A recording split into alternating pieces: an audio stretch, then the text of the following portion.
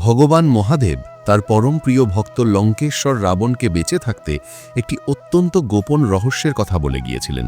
যদি সত্যি সাহস থাকে তাহলে ৪ মার্চ প্রতিপাদা তিথি অর্থাৎ হোলির পুণ্যদিনে কাউকে একটি কথাও না বলে নিঃশব্দে এই পবিত্র দেববৃক্ষ স্পর্শ করুন এবং নির্দিষ্ট মন্ত্র পাঠ করে ফিরে আসুন।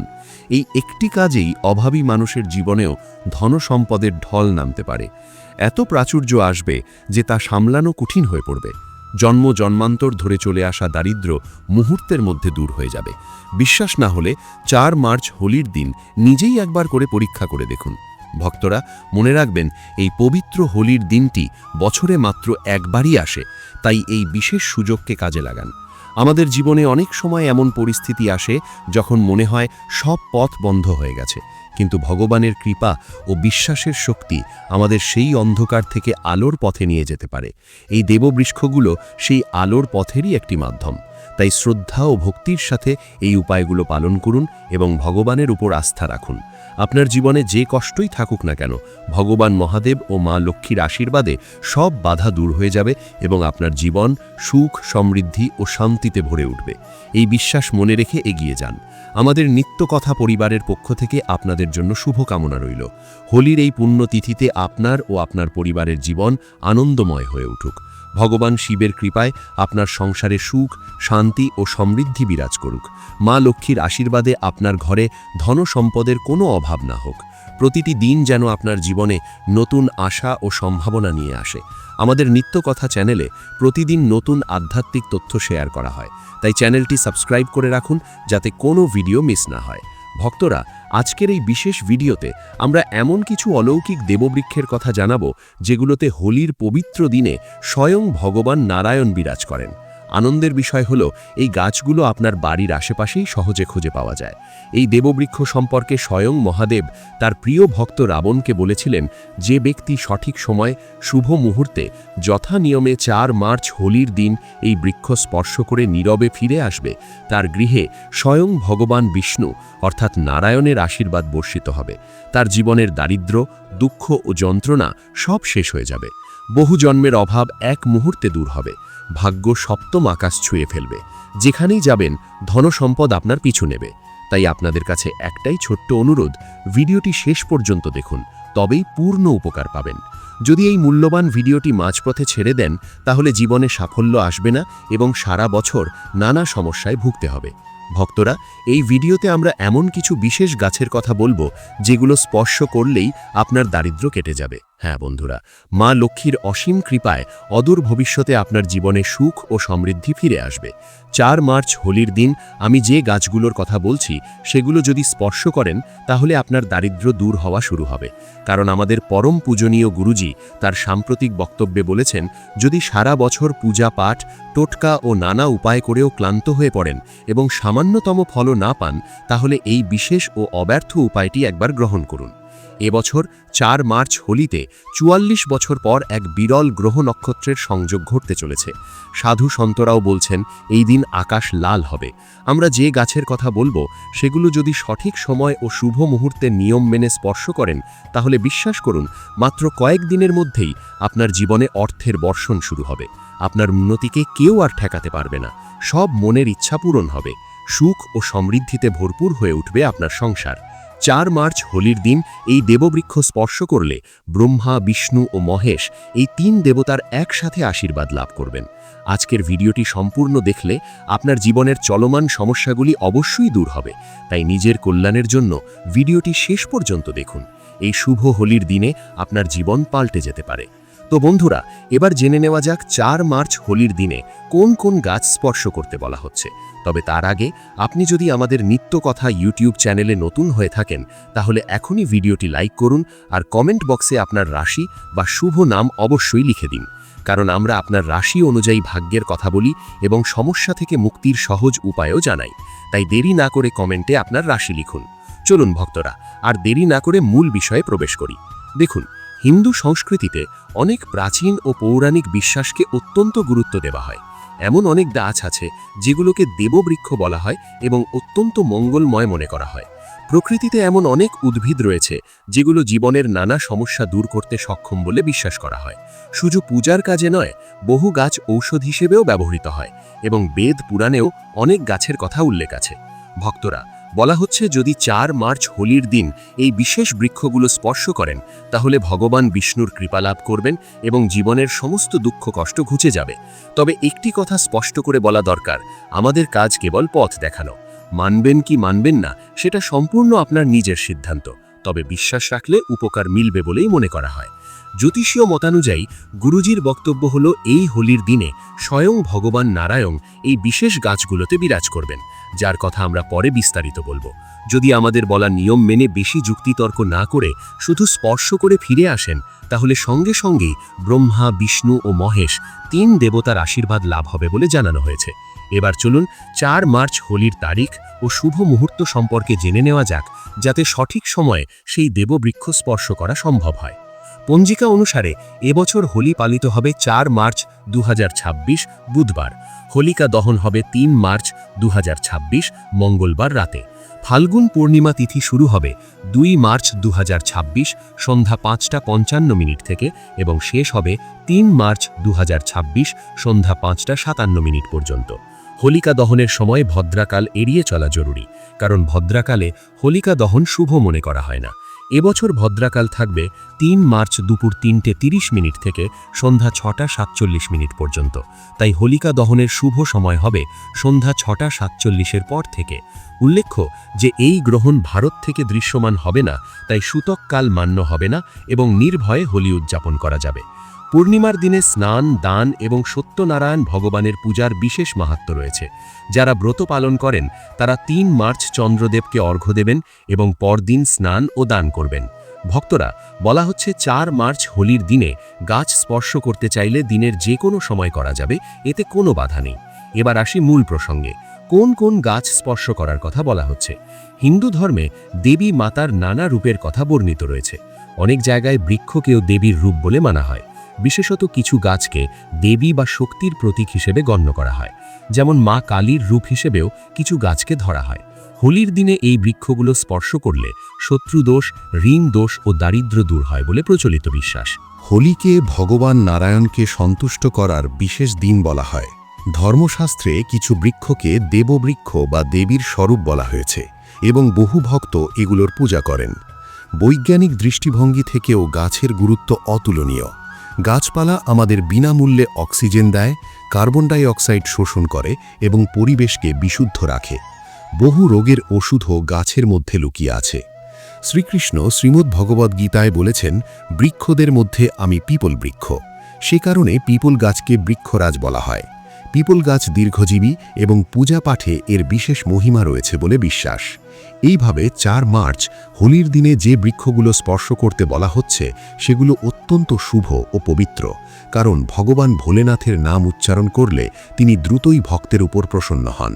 বন্ধুরা, আমাদের ধর্মশাস্ত্রে এমন বহু বৃক্ষের উল্লেখ রয়েছে যেগুলোকে কল্যাণকর ও মঙ্গলময় বলে মানা হয়।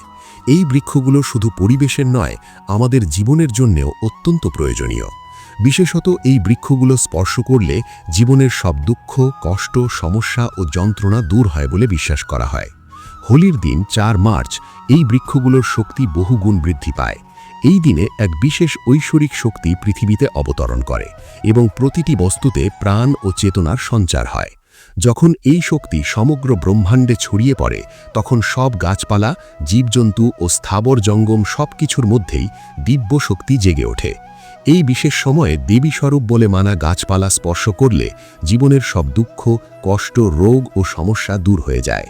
বিশেষ করে কাল সর্পদোষ, সাপ দোষ, মঙ্গল দোষ, নরদোষ এবং রাহু দোষের মতো সমস্যাগুলো নাকি সঙ্গে সঙ্গে শক্তি হারিয়ে সম্পূর্ণ দূর হয়ে যায় বলে বিশ্বাস করা হয়। ভক্তরা, আজ আমি আপনাদের 4 থেকে 5টি দেববৃক্ষের কথা বলবো, যেগুলো আমাদের ধর্মশাস্ত্রে অত্যন্ত গুরুত্বপূর্ণ বলে স্বীকৃত। এই বৃক্ষগুলো জীবনে সুখ, সমৃদ্ধি ও শান্তি আনতে অত্যন্ত কার্যকর বলে বিশ্বাস করা হয়। তাই অনুরোধ, মনোযোগ দিয়ে শুনুন। 4 মার্চ হোলির দিন দীর্ঘ পূজা পাঠের প্রয়োজন নেই। শুধু এই বিশেষ বৃক্ষগুলো সঠিকভাবে স্পর্শ করে আশীর্বাদ নিলেই জীবনের সমস্যা ও দারিদ্র্য দূর হতে পারে। এই বৃক্ষগুলো এতটাই শক্তিশালী যে এদের প্রভাব আপনি নিজে অনুভব করতে পারবেন। এবার জানব সেই দেববৃক্ষগুলোর কথা যেগুলো স্পর্শ করলে জীবনে সুখ ও সমৃদ্ধি আসে। প্রথম বৃক্ষ হল বেলগাছ। মহাশিবরাত্রির দিনে বেলগাছকে বিশেষভাবে পবিত্র মনে করা হয়। ভগবান শিবের কাছে বেলপাতা অতিশয় প্রিয়। শিবলিঙ্গে বেলপাতা অর্পণ করলে বিশেষ পুণ্য লাভ হয় বলে বিশ্বাস।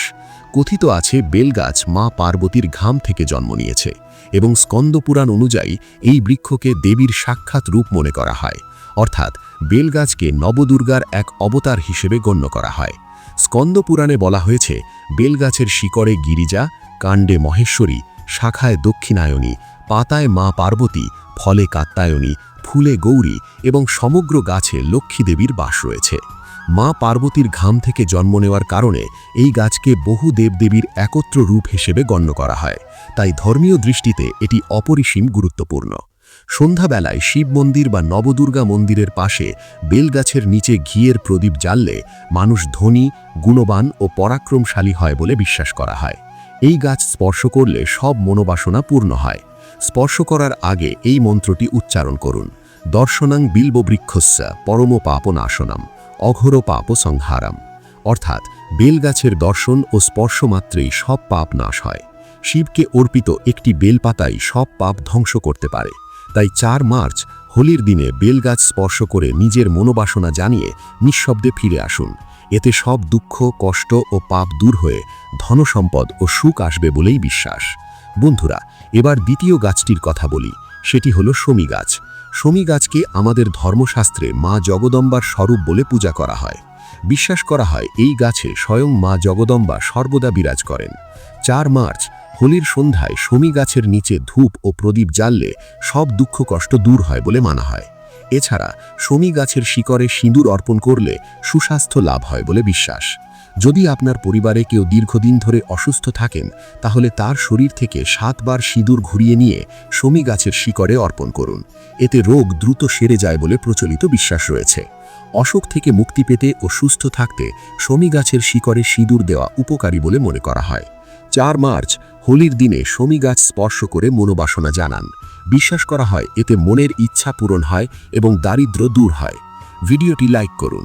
ভক্তরা, আপনারা যদি আমাদের নিত্যকথা নিউ চ্যানেলে নতুন হয়ে থাকেন, তাহলে ভিডিওটি লাইক করুন এবং কমেন্ট বক্সে আপনার রাশি লিখুন, কারণ আমরা আপনার রাশি অনুযায়ী ভাগ্যের কথা বলি এবং সমস্যার সমাধানও জানাই। তাই কমেন্টে রাশি লিখে নিজের ভাগ্য জাগিয়ে তুলুন। এবার পরবর্তী গাছটির কথা বলি, সেটি হলো পিপল গাছ। পিপল গাছ হিন্দু ধর্মে অত্যন্ত পবিত্র ও শুভ বলে বিবেচিত। এটি বিশেষভাবে ভগবান শিব এবং ভগবান বিষ্ণুর সাথে সম্পর্কিত। পিপল গাছের পূজায় পাপ নাশ হয় ও পুণ্য লাভ হয় বলে বিশ্বাস। হোলির দিনে পিপল গাছের নিচে বসে ধ্যান ও পূজা করা শুভ মনে করা হয়। সেখানে পরিষ্কার পরিচ্ছন্নতা বজায় রাখা উচিত। পিপল গাছের নিচে প্রদীপ জ্বালানো ও পূজা করা বিশেষভাবে ফলপ্রদ বলে মানা হয়। পিপল গাছকে 108 বার ওং নমঃ শিবায় জপ করতে করতে প্রণাম করুন। এরপর প্রদীপ জ্বালিয়ে পূজা অর্চনা করুন। মনে রাখবেন, পিপল গাছের নিচে রাতে ঘুমানো উচিত নয়, কারণ এটি অত্যন্ত পবিত্র। এবার পরবর্তী বৃক্ষের কথায় আসি। ভক্তরা, হোলির পবিত্র উৎসব যেমন রং ও আনন্দের, তেমনি আধ্যাত্মিকভাবেও অত্যন্ত তাৎপর্যপূর্ণ। এই দিনে বিশেষ কিছু উপায় পালন করলে জীবনে সুখ, শান্তি ও সমৃদ্ধি নেমে আসে বলে বিশ্বাস করা হয়। আজ আমরা যে দিব্য বৃক্ষের কথা বলছি সেটি হলো পারিজাত গাছ, যাকে দেববৃক্ষ বলা হয়। পারিজাত কোনো সাধারণ গাছ নয়।